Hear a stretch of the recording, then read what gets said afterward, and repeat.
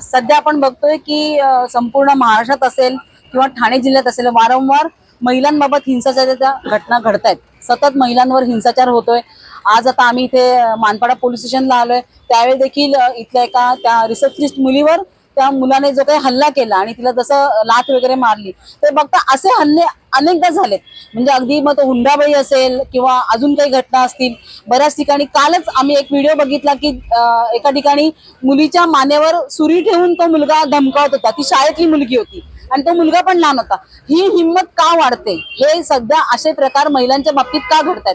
याला जबाबदार कोण आहे आणि महिलांचं रक्षण कोणी करणार आहे की नाही? आता श्रावण महिना येतोय, परवा आता येणार आहे रक्षाबंधन। तर मला असं वाटतं की आमची रक्षा करणारा कोणी भाऊ या महाराष्ट्रामध्ये आहे का? तो कोण आहे? गृहमंत्री याची जबाबदारी घेणार आहे का?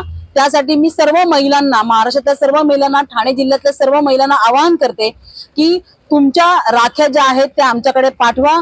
आम्ही त्या राख्या गृहमंत्रालयामध्ये गृहमंत्र्यांपर्यंत पोहोचू। आमची रक्षणाची जबाबदारी गृहमंत्री घेणार का, हा आमचा सवाल आहे। आमची राखी त्या सैनिकांच्या ऐवजी गृहमंत्र्यांकडे पोहोचेल आणि गृहमंत्री जबाबदारी घेणार का, याचं उत्तर त्यांना द्यावं लागेल। एरवी आपण जर बघितलं तर चित्रा वाघ या प्रत्येक वेळेला कल्याण डोंबिवलीत अंबरनाथ मध्ये असे प्रकार आलेले आहेत आणि घेतलाय, मात्र ते आज याच्यावर कुठेही बोलताना दिसत नाही। काय सांगा? चित्रा वाघ जेव्हापासून आमदार म्हणून गेल्या आहेत ना आतमध्ये आणि सत्ता त्यांची आलेली आहे, तेव्हापासून चित्रा वाघ यांचं तोंड शिवलेलं आहे।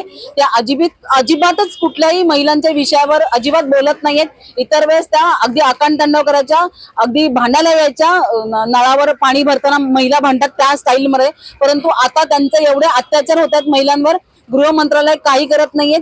पोलीस हातावर हात ठेवून महिला आयोग झोपलाय। या सगळ्या पार्श्वभूमीवर त्यांच्या कुठल्याच महिला ज्या अगोदर कचा भांडायच्या त्या अजिबात महिलांविषयी बोलत नाहीयेत आणि त्यामुळे सपशेल गृहमंत्री फेल झालेले आहेत। पण ते रक्षणाची जबाबदारी घेणार आहेत का? घेणार असतील तर त्याच्यासाठी आम्ही त्यांना राख्या पाठवतो। घेणार नसेल तर त्यांनी गृहमंत्री पदाचा राजीनामा द्यावा।